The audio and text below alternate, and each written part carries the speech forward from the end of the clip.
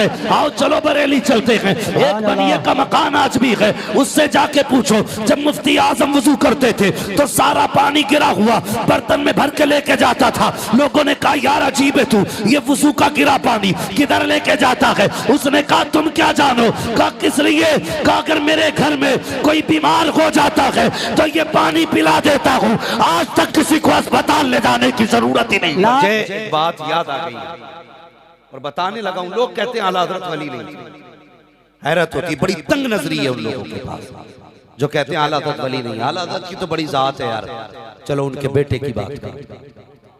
दुनिया जिन्हें मुफ्ती आजम मुस्तफा रजा कहते हैं। सुभान अल्लाह, सुभान और अल्लाह। कैसे मुफ्ती जो मेरे मुफ्ती आजम के कलम से निकले, सारे फतवों में वही फतवा नुमाया हो। वाह वाह वाह, सुभान अल्लाह। फतवा और तकवा मुत्तकी बनकर दिखाए इस जमाने में कोई। सुभान एक मेरे मुफ्ती आजम का तकवा छुआ। सुभान। लोग कहते हैं वली कुछ नहीं कर सकते। मैं कहता हूँ वली बनने के लिए तकवा चाहिए और तकवे के लिए हलाल चाहिए। जब हराम खाएगा तो वली कहां से बनेगा? वली बनेगा ही कैसे? तो मैं अभी अभी मालदा गया था। एक कारी साहब के नाम से मशहूर है, कारी साहब किबला। तो वो बड़े बुजुर्ग आदमी थे, बहुत संजीदगी से बेटे बात सुने।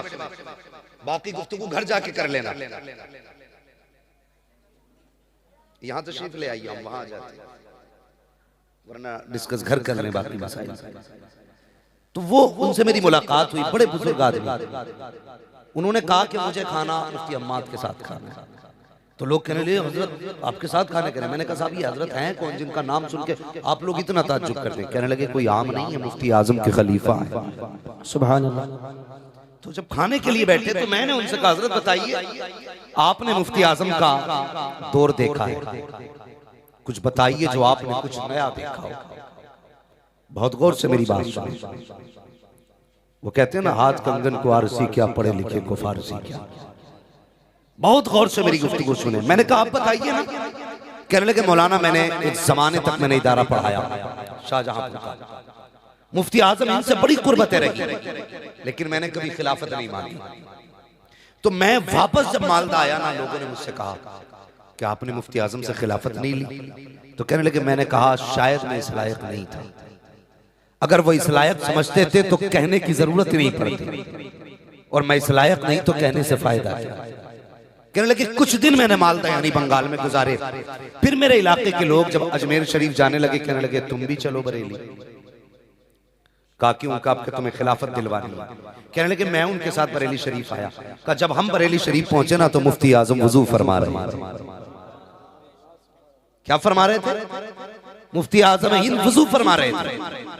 कहने लगे वजू से हजरत फारिग हुए तो मैं कहते मैंने अपनी आंखों से देखा जो आपके वजू का पानी गिरता था ना, लोग उसे गिरने नहीं देते थे। और जब भर रहे थे तो मुफ्ती आजम कहते थे ला हौल वला कुव्वता इल्ला बिल्लाह, ये मकरूह है, ये मकरूह है, इसे छोड़ो। कहाँ लेके जा रहे हो? इसे छोड़ो। लेकिन लोगों का इश्क ऐसा था कि कोई छोड़ने तैयार नहीं था। अल्लाह अकबर कहते कि एक बूंद पानी लोगों ने नहीं छोड़ा, सारा बर्तनों में भर के ले गए। मगर मैं ये कहूँ कि उसमें ले जाने वाले सिर्फ मुस्तफा के थे, ले जाने वाले कलमे वाले थे। तो कहो कि अकीदत है, आओ चलो बरेली चलते हैं। एक बनिए का मकान आज भी है, उससे जाके पूछो जब मुफ्ती आजम वजू करते थे तो सारा पानी गिरा हुआ बर्तन में भर के लेके जाता था। लोगों ने कहा यार अजीब है तू, ये वजू का गिरा पानी किधर लेके जाता है? उसने कहा तुम क्या जानो? कहा किस लिए? कहा अगर मेरे घर में कोई बीमार हो जाता है तो ये पानी पिला देता हूँ। आज तक किसी को अस्पताल ले जाने की जरूरत ही नहीं। नारे तकबीर,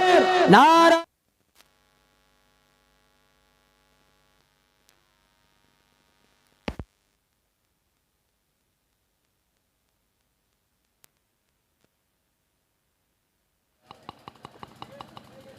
तो फरमाते हैं कि सारे लोगों ने ना हजरत से मुसाफा किया। ये कहते मैंने मुफ्ती आजम हिंद के हाथ में जब हाथ दिया ना तो हजरत ने मेरा हाथ पकड़ लिया और पकड़ के फरमाने लगे, पकड़ के बताने लगे कि कुछ कहना चाहते थे, कुछ कहना चाहते थे। कब बस फिर मुझे पसीना आने लगा, मैं कुछ नहीं कह पाया, कुछ भी नहीं कह पाया। और मुफ्ती आजम फरमाने लगे कुछ कहना है? कहने लगे मैंने कुछ नहीं कहा। कहा उसके बाद हजरत चले गए। कहने लगे मैं 8 दिन बरेली शरीफ में रहा। कितने दिन? सारे बोले कितने दिन? एक तो जनरेटर की आवाज ज्यादा, ऊपर से साउंड की आवाज आपने कम कर रखी है। तो भाई माइक की हटा लो, फिर मैं बिना माइक के भी बात कर सकता हूं। तवज्जो है आप लोगों की? थोड़ी सी आवाज इनको भी दीजिए। बहुत गौर से मेरी बात सुने, बहुत गौर से। फरमाने लगे मैं 8 दिन बरेली शरीफ में रहा।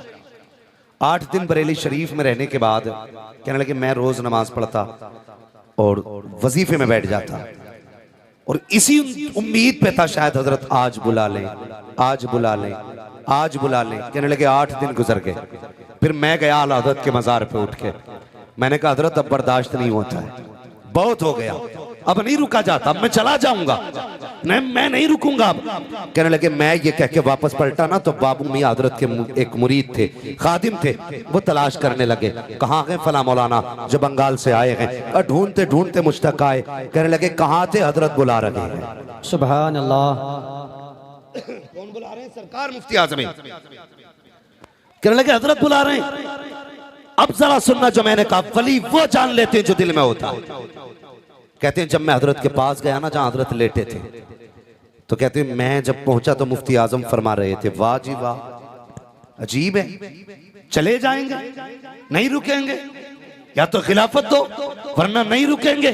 कहते हैरत में था, जब मजार पे कहा था तो कोई दूसरा सुनने वाला ना था। जब हजरत के पास पहुंचा तो पता चला, मैं बाद में आया, हजरत को पहले पता चल गया। फरमाने लगे खिलाफत ही चाहिए, हाथ बढ़ाओ। कम मुरीद भी किया, खिलाफत भी दी। पता ये चला अल्लाह वाले सिर्फ चेहरा नहीं देखा करते, जो दिल में होता है उसे देख भी लेते हैं। सुभान अल्लाह, सुभान अल्लाह, बहुत खूब, सुभान अल्लाह, सुभान अल्लाह। अल्लाह वालों की शान होती है।